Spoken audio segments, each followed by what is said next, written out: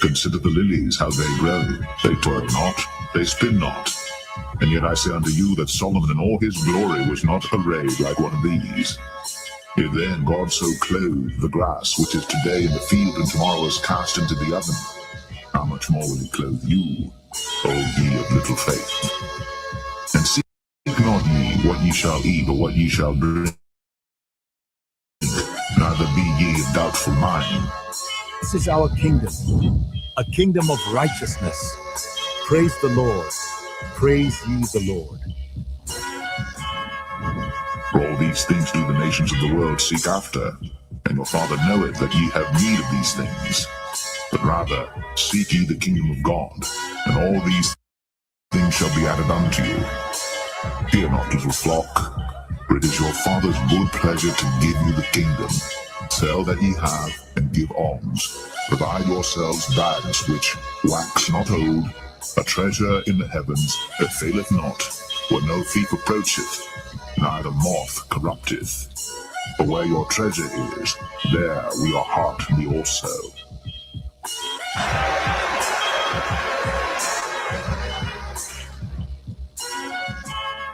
To the kingdom of Israel! Yahweh Hashem, Yahweh, Yahweh Hashem, Yahweh, Yahweh Hashem, Yahweh, Yahweh Hashem, Yahweh. The election, an aristocracy, meaning rule of the best, a group or class considered superior to others, a government by the best men in the state, a governing body composed of the best men in the state, and that's the elect. We're about to have it all right? Psalms 37 and verse 11, and it reads, "But the meek shall inherit the earth, and shall delight themselves in the abundance of peace." That word for peace in the Hebrew is shalom, which goes into safety, soundness in body, meaning we're going to truly have rest, welfare, health, prosperity, peace, quiet, tranquility, contentment. So we're going to fully enjoy the planet Earth. We're going to rule and exist within the Lord's creation as we were created to do. I'm ready to rule the world, man. How about you? Let the golden light of this sunset guide our hearts in peace.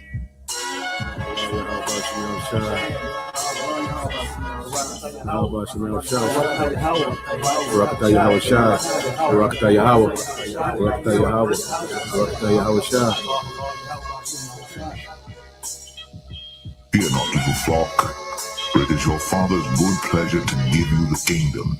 Sell that ye have, and give alms. Provide yourselves bags which wax not old, a treasure in the heavens that faileth not, where no thief approacheth, neither moth corrupteth. For where your treasure is, there will your heart be also.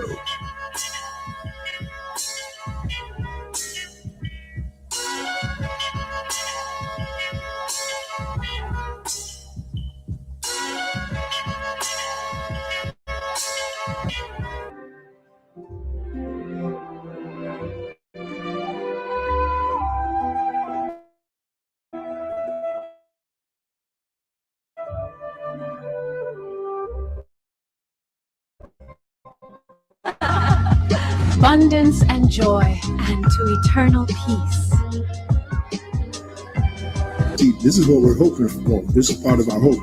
Not only that we are members of the elect, with fruits meet for repentance, like John the Baptist says, but from our low estate, because we've been brought low, and though we have his knowledge, we have the truth. Remember what it said in Revelation.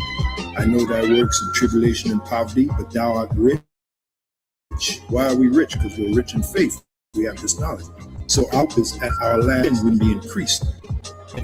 And if you ask me, the greatest riches right now is to be delivered by Yahushua is to get that new body that the Apostle Paul spoke about in 1 Corinthians 15th chapter, to get that, get that new body where we'll never be sick, we'll be immortals, like it said in 1 Corinthians 15, to be delivered from the coming destruction, and to be a part of Yahushua's cabinet in the next kingdom. Okay, those are the real riches right now. That's what we want to get. Because if you get that, you got everything. I mean, you got everything. Okay, so our sights are set a lot higher than this present world. All right, as it is written, the fashion of this world shall pass away. We are individuals of vision, and if an individual lacks vision, he perishes. Okay, so we can see the future. All right, and we hope that we're going to be part of it, beginning with the elect.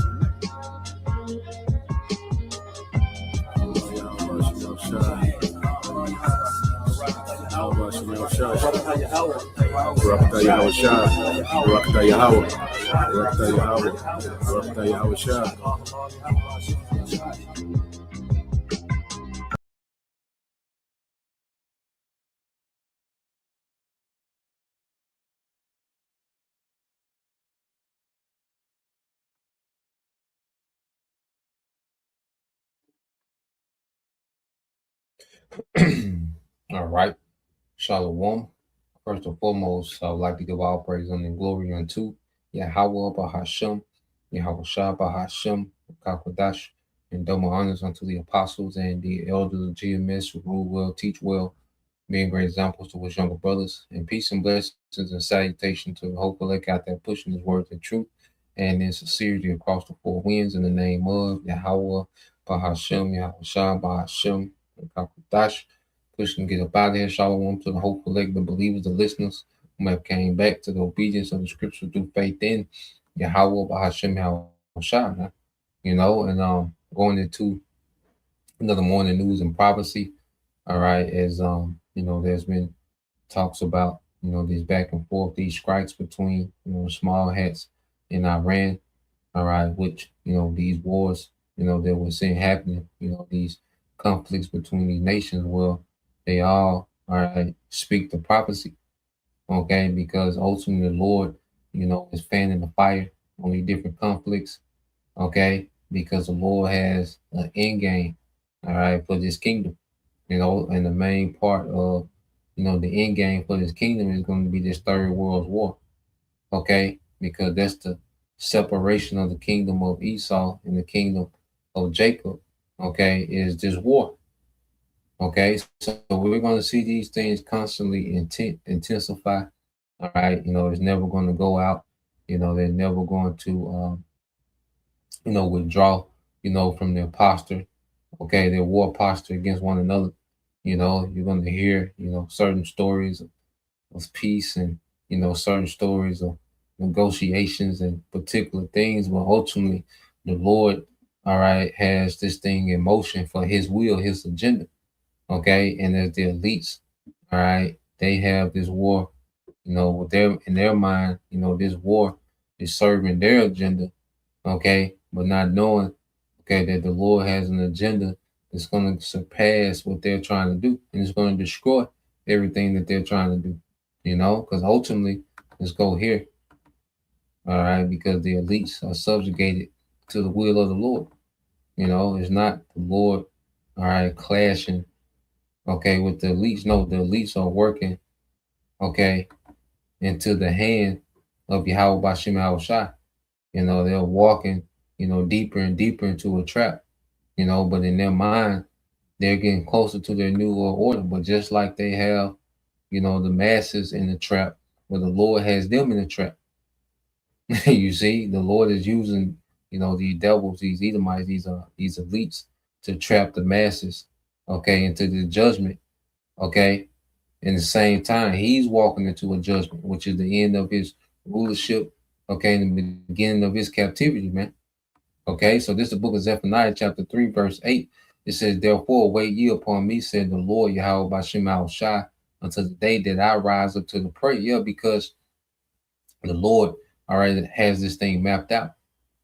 See, we don't have to, try to figure out, a military strategy, okay, to end the kingdom of Esau. No, that's already written in prophecy, man. It's already mapped out. Okay, and all we have to do, all right, is teach this word. You see, we've been assigned with teaching and speaking these things into existence, man. And it's just another token to show that He is.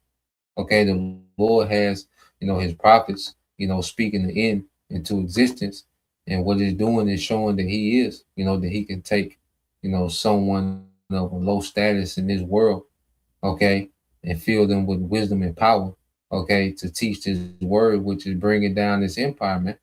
Okay, it said, for my determination is to gather the nations, that I may assemble the kingdoms, to pour upon them my indignation, even all my fierce anger. For all the earth shall be devoured with the fire of my jealousy, man. So it's the Lord that's assembling these kingdoms, man. Okay, He's using the elites, to provoke, all right, certain wars, but ultimately this is the agenda of the Lord.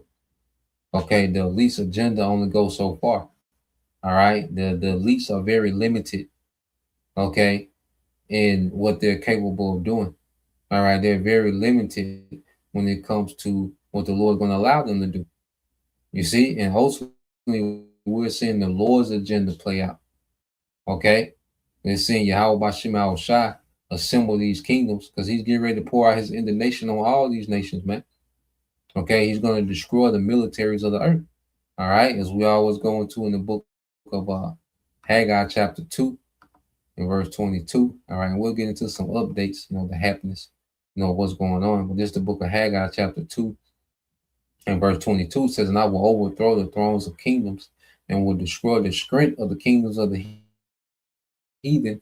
And I will overthrow the chariots and those that ride in them, and the horses and their riders shall come down, every one by the sword of his brother.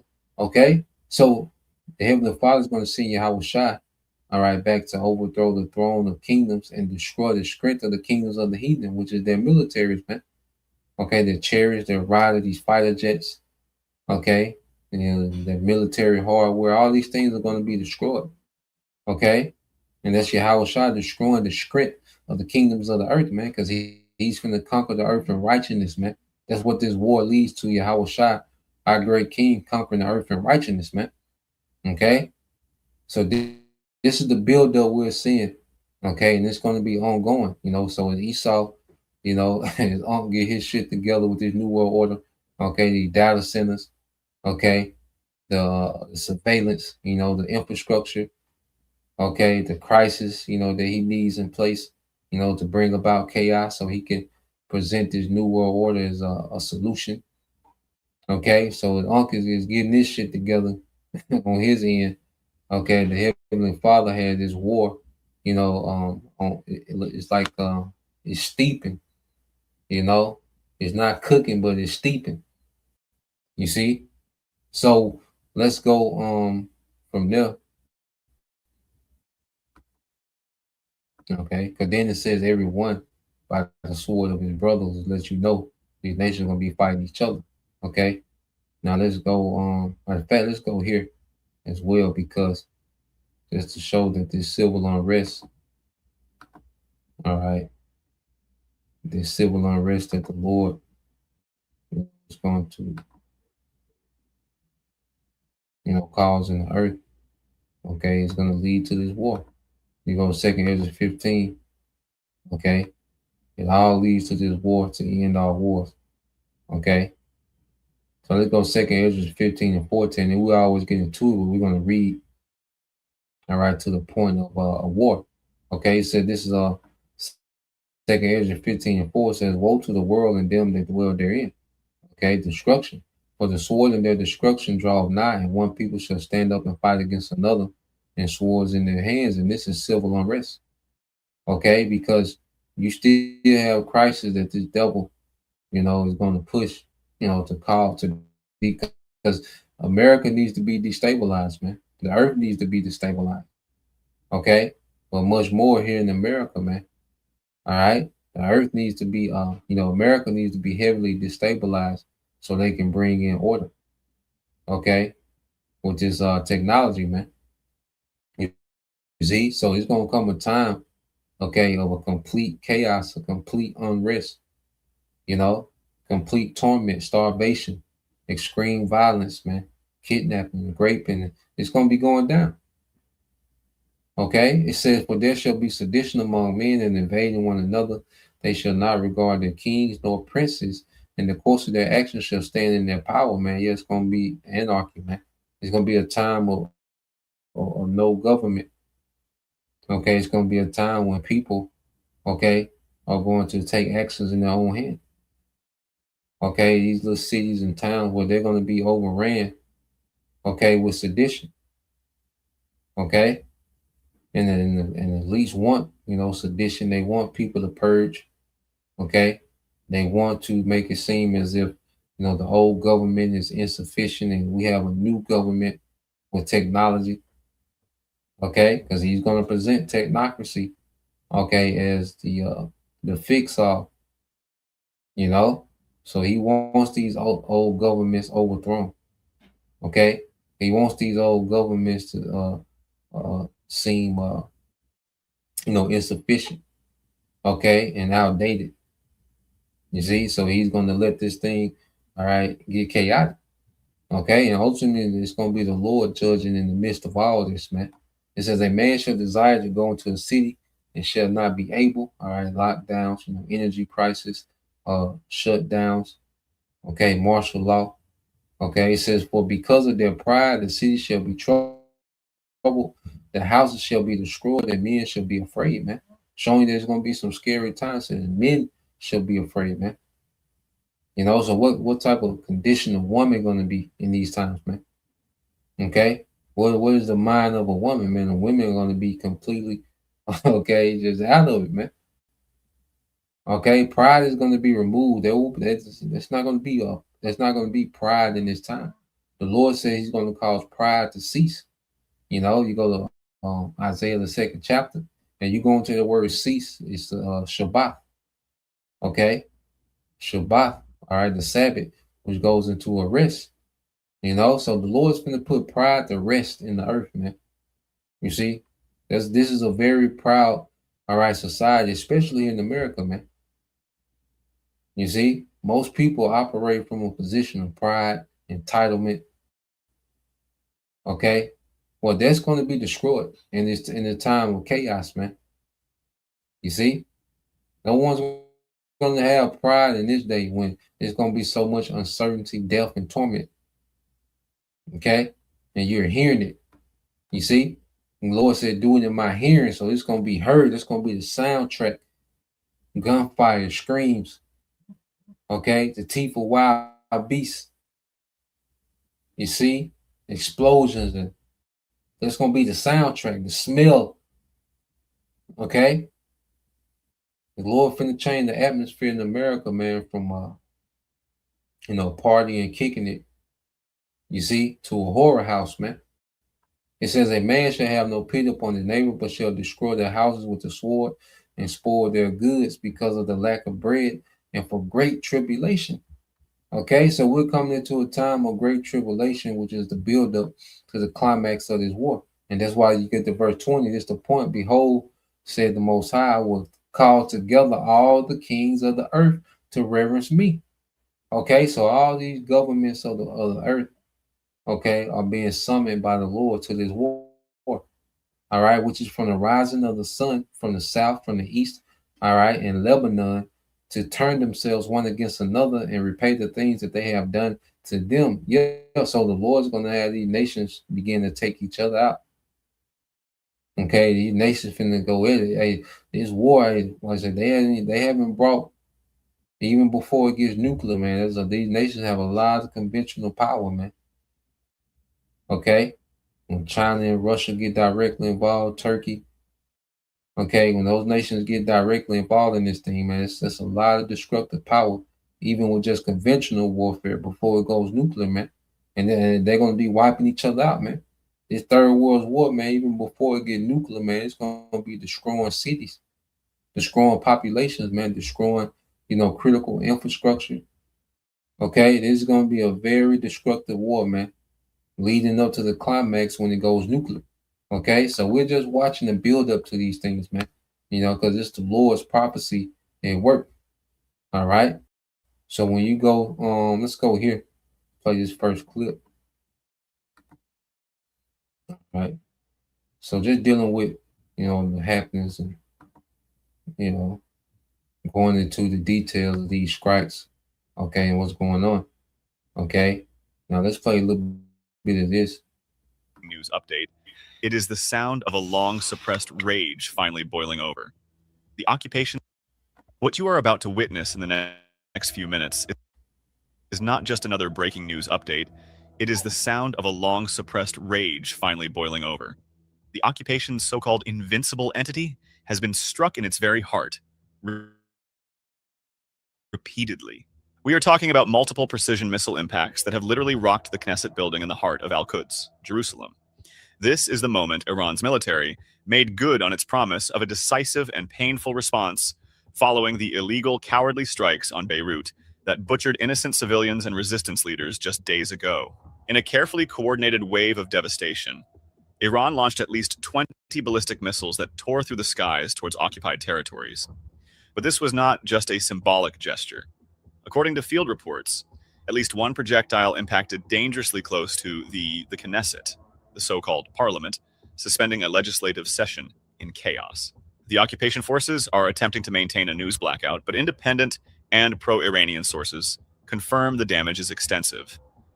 Simultaneously, the strategic petrochemical plant in the Haifa Bay area was decimated. For hours, massive columns of fire and black smoke rose from the oil refineries, effectively crippling the occupation's energy infrastructure. The strikes didn't stop there. Settlements near Jerusalem and northern areas adjacent to the Lebanese border suffered direct hits, with damage reported across multiple sites.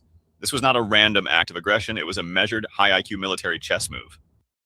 We prompt the customer to let us know exactly what they're looking for, and Finn takes care of it. Before we dive deeper into the crumbling of... So yeah, what you had, like Iran, had a red line, because Hezbollah and Iran, are allies. And, even with this ceasefire, the small hats, have been striking civilian targets in Lebanon. And they've been, having ground war with, Hezbollah, okay?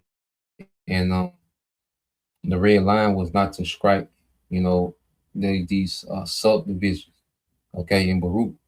And the small hats did it, and Iran responded, as they said they would. And it was limited, but it was a pretty, lethal strike. They hit some places. They caused some devastation in northern Israel, which is causing, these small hats to begin to evacuate out of northern Israel. Okay. So you have a direct conflict now between the small hats and Iran. And see, the small hats, they haven't really responded yet. They really haven't done anything back. All right. Which shows you that Iran has established deterrence, all right, militarily with these small hats. Okay, because usually the small hats are looking for a reason. Okay. Well, without, America, being at the forefront, because America is tied up, with the Strait. Okay, they're losing, certain vessels and, aircraft and helicopters, in the Strait, and then you have the Houthi rebels that have been activated. Let's go here. Now the Houthis haven't did anything major, all right, but they tagged themselves in. Okay, so let's play this real quick. See, and now the war is expanding. You see, because not only the small hats will have to deal with the Houthis, but America as well. And we have to remember, the Houthi rebels ran America military out the Red Sea a few months ago. Okay, they was able to blockade. They was able to cut off, all right, the Red Sea for movement to Israeli freight, Israeli shipping. So when you go here, let's get this one. Yeah, so they did quite a bit of damage in the north, and they even struck close to the government building in close to Jerusalem. Okay, so let's oh,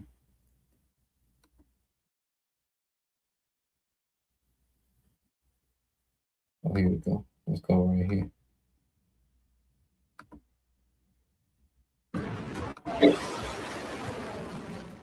As tensions continue to surge across the Middle East, Yemen's Houthi movement has now released dramatic footage that it says shows missiles being launched towards targets linked to Israel. The videos, circulated by the Houthi media and reported by Iran's Fars news agency, appear to show multiple missile launches carried out during the latest round of regional escalation. The release comes as the fallout from the Israel-Iran confrontation continues to spread far beyond the two countries. According to the Houthis, the missiles were fired at what they described as important targets in occupied Jaffa, a reference commonly used by the group when referring to the Tel Aviv area. The Houthis also released footage they claim shows launches of their Palestine II ballistic missiles. The group says the missiles were directed toward military-related targets in Israel. In a statement following the release of the footage, a Houthi spokesperson claimed that the group struck what it called sensitive sites in Tel Aviv. The spokesperson said the operation came directly after the latest Israel-Iran clashes and described it as part of Yemen's ongoing military campaign in support of Palestinians. The Houthis also announced what they called a complete ban on Israeli navigation through the Red Sea. The group warned that it would continue military operations until its objectives are achieved. Such declarations have become a recurring feature of Houthi messaging since the start of the regional conflict, with the Red Sea remaining one of the world's most sensitive maritime corridors.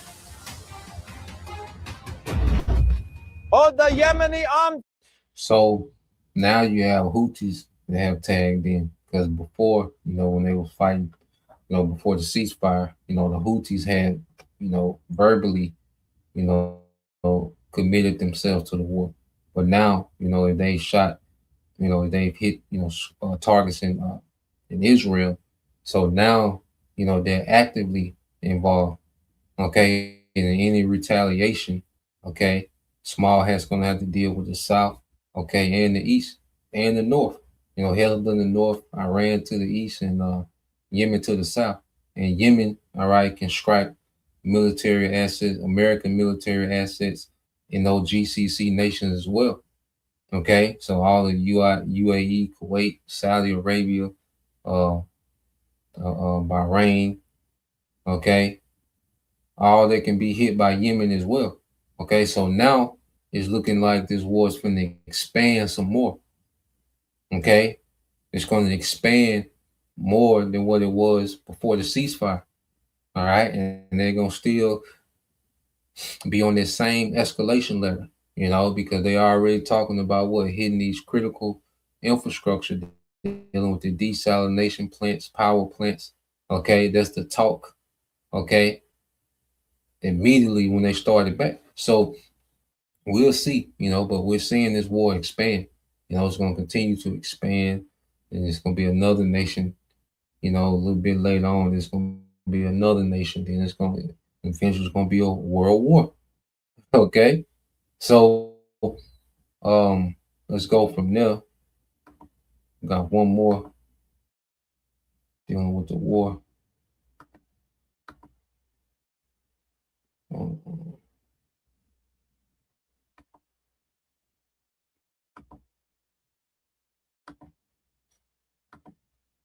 Yeah, let's play this one. All right. So yeah, it's looking like Iran is ready, to lock back in. Now it's just waiting on how these small hats going to respond. Okay, but Iran, they set themselves up for another campaign, the way they came out the gate. Because when you come out, your first move, all right, you want to destroy, you want to limit your enemy's ability to respond. Okay, so you hit strategic marks. So Iran hitting certain strategic marks, is signaling that they're ready to go for another round. Okay, so now all eyes on these small hats, okay, in America to see how they're going to respond. You see, but Iran is coming out the gate like, nigga, let's go another round. Let's get it back started. You see? And Iran usually is a more what they call Iran style has been, a style of strategic patience. Okay. But now we're seeing Iran get more offensive, all right, and more aggressive. Okay. Now they're the ones that like, look, this nigga, they're the ones setting the tempo. Okay. So let's play this. Just when hopes of de-escalation were beginning to emerge, Iran's Islamic Revolutionary Guard Corps announced the launch of what it calls Operation Nasr, a new missile operation targeting some of Israel's most important. According to the IRGC, the fresh strikes under this operation were aimed at Tel Naf and Nevatim air bases, two facilities considered central to Israeli air operations. Iran says the operation was launched in response to what it described as Israeli missile attacks against several radar sites inside Iran. The IRGC's operational planning focused heavily on crippling Israel's long-range strike capabilities. Air defense warning sirens sounded across central and southern Israel as military radars picked up dozens of incoming air-launched and surface-to-surface ballistic missiles racing across regional airspace. The IRGC statement confirmed that its main missile divisions successfully engaged and struck key centers within two of Israel's Air Force's most vital aerial warfare installations. Stop watching this ad. Go to Wix and grab your domain name before someone else. Nevatim Air Base, located in the southern Negev desert, this facility serves as the primary home for Israel's advanced F-35 stealth fighter squadrons and long-range logistics networks. Tel Naf Air Base, situated in central Israel, this base acts as a critical nerve center for combat helicopter fleets, elite reconnaissance assets, and strategic electronic warfare components. According to the IRGC, Operation Nasr was not unprovoked. It was launched in direct response to what Tehran termed missile aggression by the child-killing Zionist regime. Just hours prior to the Iranian response, Israeli air units executed deep penetration strikes that successfully targeted several essential Iranian radar monitoring sites across 3 separate locations in the country. As Israeli defense officials braced for what they projected would be a multi-day war, Prime Minister Benjamin Netanyahu called an emergency security cabinet meeting to determine the scale of Israeli military retaliation. The IRGC has warned that Operation Nasr is merely the opening phase of a much larger campaign. In a follow-up statement, the Guard issued a blunt ultimatum warning that waves of missiles and drones will continue to launch round the clock for the next 7 days until their adversaries are fully deterred. Including the Islamic Revolutionary Guard Corps. Yep, man, so Iran, so they got a 7-day campaign, in which they're going to... And the army of the Islamic Republic. One thing you see about Iran, the things that they do, they really cripple, America and the small hands militarily. America hasn't recovered from all those bases that were destroyed, okay, or knocked offline during that 40-day war. Okay, Tel Aviv hasn't recovered. Okay, a lot of those refuel tankers, okay, have been knocked offline, which makes it harder for the small hats and America to do those airstrikes because they have to get closer to Iran, and that's why you see they started towards the end before the cease war. America was losing a lot of aircraft because they had to get closer because they was running out them Tomahawk missiles, which has a longer range. Okay, and they had to switch over to a lesser grade missile. Okay, to where they had to get closer, and they was getting picked off. Okay, and they couldn't continue like that. You see, so now, all right, you see, Iran, is putting pressure, on the small hats and America. And you see America ain't quick to move like that. All right, these small hats, they, you know, they not quick to just wild out. Okay. Everything's been limited on the West. Okay. And at the end of the day, man, you know, the elites got their thing going on. Okay, which is to, cause, shortages and crisis and global reset. Okay, and the Lord got his prophecy going on, which is going to triumph. Okay, these elites, man, because the elites agenda is working for, okay, prophecy, man. Okay, this agenda is not working for the elites; it's going to work for prophecy. You see, the elites are just playing their role within prophecy, man. They're not on the outside of prophecy making moves and countering what the Lord is doing. No, they're working within the will of the Lord. Okay, so whatever they got going on is going to be triumph, man. You see, by prophecy, man. So let's get a couple precepts brothers got. This the beloved brother. All right, in the bar. All right, Captain the bar, the GMS Memphis. All right, GMS Memphis, the bar. Isaiah 34:1 says, "Come near, ye nations, to hear, and hearken, ye people. Let the earth hear, and all that is therein." All right, the world and the things that come forth of it. Yeah, so the Lord is making what? A global decree of what he's getting ready to do. Okay? It says, "For the indignation of the Lord is upon all nations, and his fury upon all their armies." Okay? So this is a trap for all the armies of the earth, man. All these different players involved in this war, where all of them, all right, are going to get destroyed by Yahweh Shai. Okay, the Lord is drawing everybody into this war, man. We're gonna constantly hear more nations getting involved. Okay, because there's nations in the background, North Korea, China, Russia, that's in the background. Turkey, they're in the background, helping and aiding. Okay, gathering intelligence. You see, giving intelligence, man. Okay, but eventually they're gonna get sucked in directly to this war. Because this is the Lord's indignation upon all these nations, man. They had these nations begin to destroy each other, man. Okay, because everything working in our favor, man. Because ain't gonna be in the kingdom, ain't gonna be no Tehran. Okay, ain't gonna be no Moscow, Beijing. All this gonna that's this world. You see, so all is good that they're destroying each other infrastructure, man. It all works in our favor.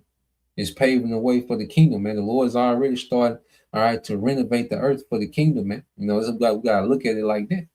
Okay, he says, "In his fury upon all the armies, he have utterly destroyed them. He have delivered them to the slaughter, man." All right, so all these nations are being delivered to the slaughter, man. Okay, and we're just commentating the will of the Lord as these things happen, man. Okay. Yep. Let's go here. This is Romans 9:17, and brother GMS DC. All right. Thousand Yara. Okay, matter of fact, it started 16. Brother got 16. It says, so this Romans 9:16 says, "So then it is not of him that willeth, nor of him that runneth, but of the Most High that showeth mercy." Okay. So mercy of the Lord is for the elect. You see? And the punishment of the Lord. Okay, and this is the thing. It's already preset. The elect was predestined to have mercy.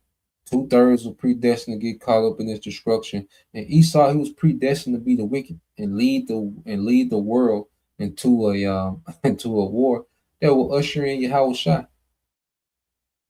Okay, so nothing that this devil is doing is going to alter the will of the Lord. Okay, nothing can alter the Lord's punishment, and nothing can alter the Lord's mercy, man. Okay, so when you go to verse 17, it says, Romans 9:17 said, "The scriptures say unto Pharaoh, even for this same purpose have I raised thee up, that I might show my power in thee, and that my name might be declared throughout all the earth," man. Okay, so the Lord is setting the stage up, all right, so his name can be declared in the earth, so he can show great power, okay, upon the militaries of the earth, man. Okay, so the stage is set, okay, for the Lord to show great power and declare a name for himself in the earth, man. Because the Lord is what? Known by the judgment which he executed, man. Okay? So let's go here. Let's segue. All right. Dealing with this. Because as this devil, as the Lord has his war brewing, Esau Edom, he's on the back foot with the AI. The AI, all right, narrative. He's losing his narrative with AI. Okay, and I'm gonna show another clip with Trump to show you that they're desperate, man. Esau desperate, man. This nigga is desperate, man. You not got everything figured out, man. This nigga is wearied in his counsel, man. Okay, and this AI hype is crumbling. That's why this nigga is being forced to just wild out, man. Okay, he's gonna be like a madman, sparing none, because he's gonna be frustrated, man. It's gonna be out of frustration. The Most High is frustrating this nigga, man. Matter of fact, you know what we gotta get? What's that, Isaiah? Was it 44, 24, and 25? We're gonna get that a lot. All right. So let's play this. Important news and discussions in AI. All right, friends, quick notes before we dive in. First of all, thank you to today's sponsors, Robots and Pencils, Scrunch, AIUC, and Blitzy. To get an ad-free version of the show, go to patreon.com/AIDailyBrief, or you can subscribe on Apple Podcasts. If you want to learn more about sponsoring the show, send us a note at sponsors@AIDailyBrief.ai. You can also head to AIDailyBrief.ai to find out all about the ecosystem of projects that surround the AI Daily Brief. We've got our Claw Camp, where 4,000 people are learning how to use OpenClaw and build agents and build agent teams. Our AI operators community, where people are sharing their ideas about AI every day, and so on and so forth. Now, a last note about this episode before we dive in. If you live anywhere near New York right now, we are just coming off of getting truly walloped by what is predicted to be one of the biggest blizzards in the last 5 years. Unfortunately for me, it turns out that the blizzard's path and timing was nearly identical to our family's flight back from South America, meaning, of course, that it got pushed and I am having to record this show in advance. Now, this kind of works out because this is a topic I've wanted to do for a little while now and was planning to do sometime this week, but this is a pre-record. I'm actually recording this on Sunday, February 22nd. Unless something dramatic happens, I should be back tomorrow with our normal format. So what we are talking about today is the anti-AI movement. And to be honest, calling it a movement might be a little overstated at the moment. It is certainly not one big organized thing. The reasons for it are not monolithic. And it would be reasonable for one to ask to what extent this is just driven by media narrative. It is certainly the case that for the last few years, since the launch of ChatGPT, we've had a pretty never-ending cycle of AI hype and enthusiasm as the main media story around it, followed by some type of skeptical narrative when that excited narrative fails to be exciting anymore. And the media is all over this one right now. Just this weekend from the New York Times, we got a piece called "People Loved the .com Boom, the AI Boom, Not So Much." In it, author David Streitfeld asks, tech leaders are beginning to worry about the public's underwhelming enthusiasm for their plans to remake the world with artificial intelligence. Will that burst the bubble? And then, of course, even more commented on, the Time magazine cover from last week called "The People versus AI." The cover features 9 headshots of people who, for various reasons, find themselves opposed to AI, at least as it's currently constituted, forming the basis for a large cover story about this emergent political and societal force. For some, they believe that this is also somewhat deserving of scorn. Lumps on X shared a remixed version of the Time magazine cover, this one featuring 9 cave people, with the headline being "The People versus the Wheel. Grunts from the silent majority dragging rocks and rolling is a drag." I've also seen plenty of versions of this with "The People versus the internet" or "The People versus any other technology." Now, of course, what's being implied here is that with any new technology, there is always some amount of resistance that eventually looks silly and short-sighted in retrospect. And for those who are most involved in this technology, I do understand the frustration of feeling assailed for building or working on a thing that you think is going to be really positive, but where it feels like so many people are genuinely mad at you just for doing what you're doing. And yet, I think it would be a mistake to view the rise of anti-AI sentiment as simply a media narrative. There is a huge and growing canon of studies that show particularly Americans have extreme skepticism around AI. A recent YouGov study found that 58% of Americans said that they don't have trust in AI versus 35% who do. 45% of Americans said that they think that AI's effect on the economy will be mostly negative versus just 16% who think that it will be more positive than negative. And nearly 2/3 of Americans in that YouGov poll, 63%, think AI will lead to a decrease in the number of jobs available in the US versus just 7% who think that it will increase the number of jobs. In a Pew Research poll from last year, the US ranked dead last in terms of the ratio of citizens who were more concerned versus more excited about AI. Only 10% of those polled said that they were more excited than concerned, versus 50% who said they were more concerned than excited. Tell Monday what you need. We're creating an agent and naming him Tony. Now let's give him context. I'm giving Tony access to the relevant. So the point here is that whatever reasons you want to ascribe to it, and even if you think that it is overblown in the media narrative, there is definitely a base level of skepticism and concern among Americans when it comes to artificial intelligence. And what's more, it seems to be growing. A number of videos out of New Brunswick, New Jersey went viral on X after hundreds of citizens showed up to a planning meeting about a data center and got the project canceled. That video, shared just a couple of days ago, got 5 million views. Organizer Ben Zobiak, who posted the video, wrote, "A data center in New Brunswick was canceled tonight when hundreds of residents showed up. When we fight big tech and private equity, we win." AI curator Andrew Curran writes, "After 3 years, it seems to me that public anti-AI sentiment in the West is now at its highest point." Political commentator and statistician Nate Silver has been talking about this a lot. He recently tweeted, "If AI produces unprecedented levels of technological disruption on timescales that are an order of magnitude or two faster than anything in human history, it's going to be an unprecedented political fight. And for what it's worth, the timelines potentially line up with the 2028 US election."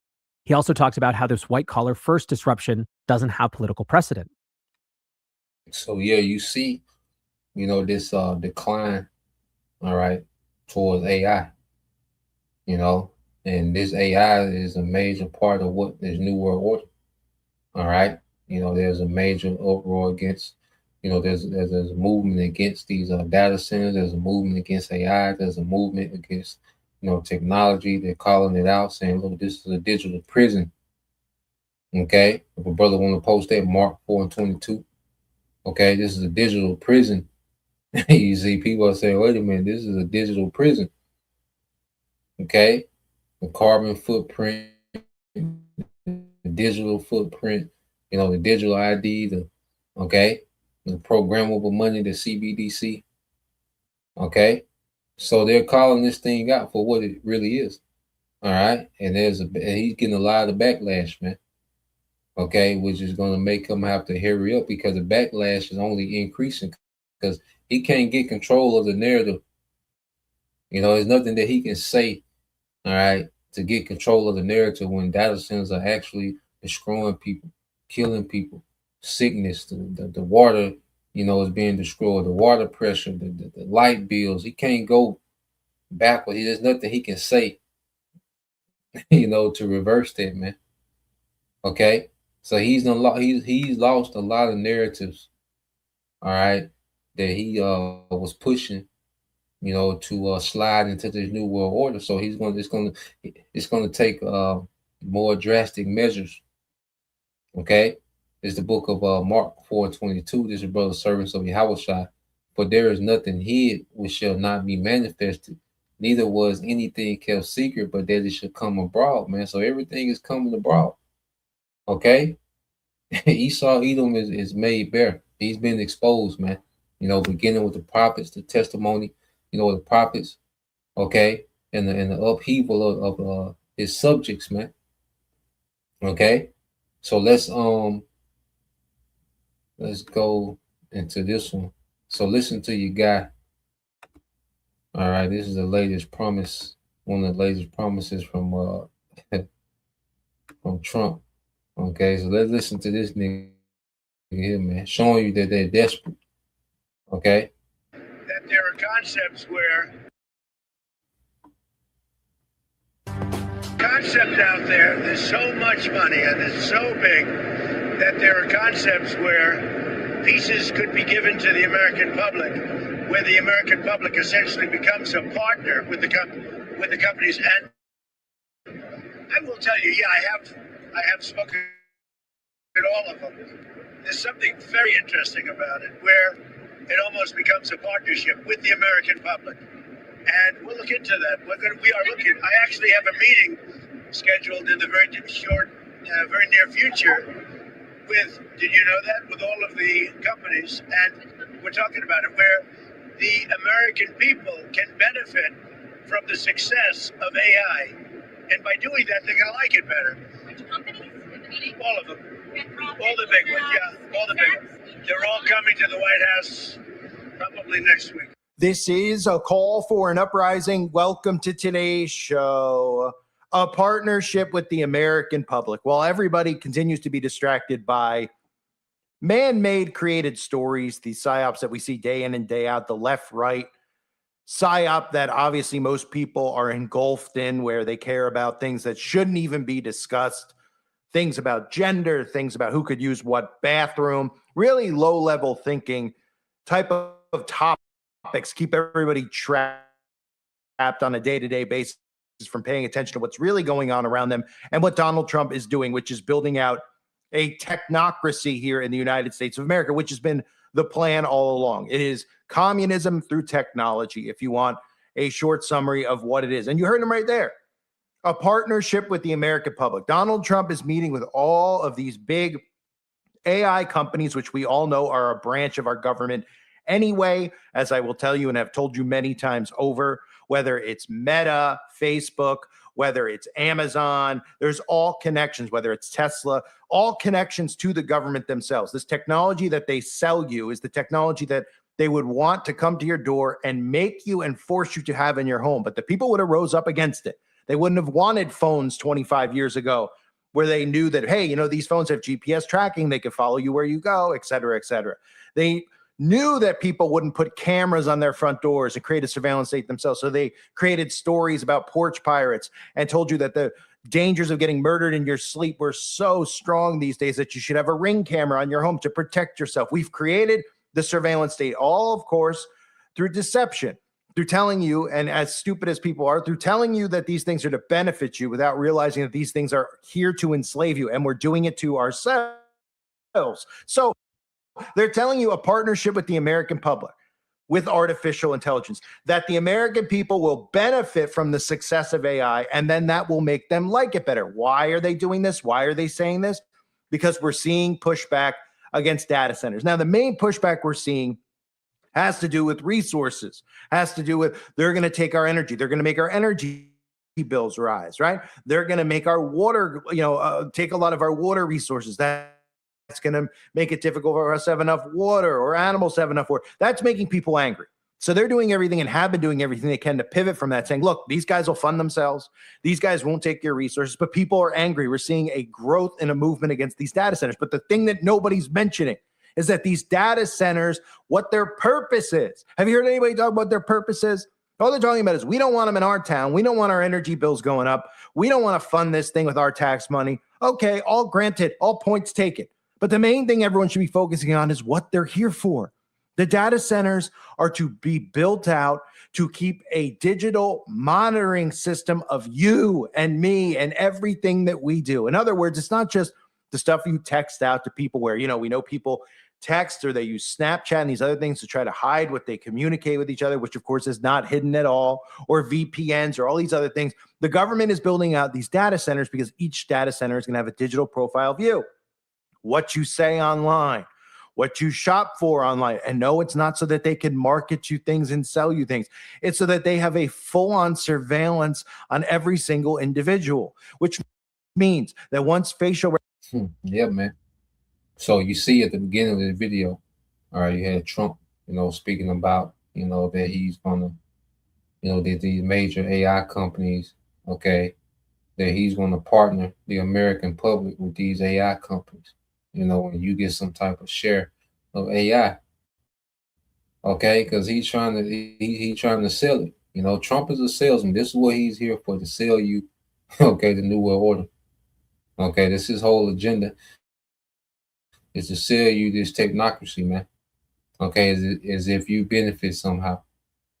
Okay, so now, showing you how desperate they are, saying, well, look, we're going to make the public, okay, partners, okay, and they're going to have a share in the AI, the profits of AI, which AI doesn't make a profit.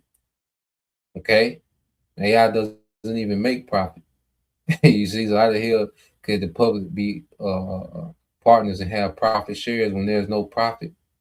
Okay, there's no monetary profit because it's just a system of control. Okay, there's no business model with AI. It's a system of control. Okay, the profits from AI is a hype. Okay, the capability of AI is hype. Okay, but it just shows you how desperate they are. Now they're trying to pitch to you that, look, we're going to make you a profit share. Wait a minute, why you want to just pay people wages? Here it is. This is a nation that doesn't even pay people livable wages, but they're going to make you a profit share of these AI companies. They're going to make over 350 million people. Okay, they're going to split up the profits amongst 350 million people. Okay, of a non-profitable corporation. You see, with just the desperation, man. All right, and he just gets up there and says any goddamn thing. Okay, that's his job, to say anything to keep you people distracted at bay, whether you hate them or love it. As long as you're distracted and arguing about nothing, or either he has your hopes up. Okay, it doesn't matter to them, man. So let's go here. This is the book of Isaiah, chapter 44 and verse 24 says, "Thus said the Lord thy Redeemer, and he that formed thee from the womb. I am the Lord that maketh all things, that stretcheth forth the heavens alone, that spreadeth abroad the earth by myself, that spreadeth abroad the earth by myself." Okay, so these are the times, when the Lord is finna show that he is, man, because Esau is making it seem as if he can recreate creation. All right. And the Lord is like, nah, I'm the one that do that. Okay. And he's going to put Esau in this place, man. Okay. I create everything. I do these things by myself because it's through his power. He used the Elohim, all right, Yahweh Shai, and the first fruit angels, okay, which make up the 144,000 in this time. Okay. He utilized, his sons to create, beginning with, his only begotten, Yahweh Shai. Okay. But it was through his power, it was through his wisdom alone that everything is created, man. Okay. Verse 25, it says, "They frustrated the tokens of liars and making diviners mad and turning wise men backwards and making their knowledge foolish," man. And this is what we're watching, man. Okay. Esau, the liar, he's being frustrated. Okay. His divinations, his enchantments, okay, his gimmicks, okay, they're being turned backwards. Okay, so the devil knows that he got to come on with the come on. Okay, it says, "And make it their knowledge." Okay, and make it their knowledge foolish. They confirm it. All right, they confirm it the word of his servant and perform the counsel of his messengers. Yeah, so the prophets. Okay, so and he's confirming his word through the prophets, man. You see, and performing the counsel of his messengers, man, because we come with the counsel of Yahweh Bashem Yahushai. You see, he's going to make, all right, the counsel of prophecy stand. He's going to confirm the words of prophecy in these days, man. Okay, Esau is going to be disappointed. Okay, he's going to be embarrassed, man. He said, "Thou shalt be inhabited, and to the cities of Judah ye shall be built, and I will raise up the decayed places thereof." Yeah, man. And that's our kingdom being established. Okay, so we're seeing Esau being taken backwards, man. Okay, his knowledge is looking foolish. He's being frustrated. Okay, at the same time, what we're saying, I hope in the righteous kingdom, that's what's being established, man. So the Lord is beginning to take down this kingdom, man. Okay, and it's not going to come back.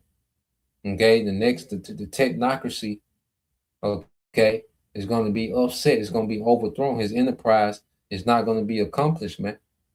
Okay, he's going to get to a certain point, okay, and then it's going to be over with. You see? So, yep, just like the brother got. This is the brother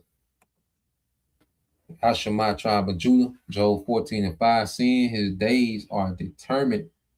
The number of his months are with thee. Yeah, so the Lord got this man mapped out, all right, to the day. You know, Esau's not gonna go beyond the day that he's appointed to rule. No matter what he do, no matter what he try to establish, no matter what type of breakthrough he say he got, no, there's already a time appointed, okay, for this nigga to fall, man, and he's going to fall, and he is falling. He's falling now. He get up there like he got together and everything's working exactly according to plan. This nigga capping, man. This nigga wearied in this council, man. Okay, he's scrambling. Okay, he's frustrated and he just finna lash out. He just finna crash out. Okay, so